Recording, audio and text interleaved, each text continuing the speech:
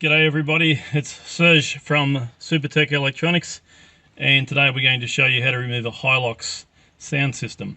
Problems you may be having are it continually trying to reboot, so the line gets to about there, then it starts again. The rebooting sequence will just keep continuing. Another problem you might be having is the touch panel doesn't function where you press it. You may press it here and it actually functions a button up there. These are all problems that Supertech Electronics can repair. The tools you will need will be a Phillips screwdriver and a plastic spudger. Alright, let's get started. So the first part we're going to remove is this plastic housing around the stereo. And you can remove that by getting your plastic spudger under the sides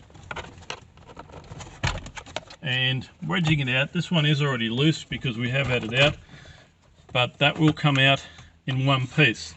Will be connected by 3 electrical connections. They can be easily removed by pressing the center pin and pulling it towards the front of the car. And we'll just put that aside for the time being. Now we're down to the unit itself, and it will be held in with 4 Phillips screw heads. You'll need to remove all those. We've removed ours. Use a magnetic screwdriver so that you don't drop screws down behind the dashboard. Once those screws are all removed, the whole unit will come out as a whole, and it will be of course connected by electrical connections. Press the middle pin and pull it towards the front of the car at the same time. Don't worry about getting them in the wrong spot, they only go back in one hole each. And that unit is now ready to send off to Supertech Electronics for repair.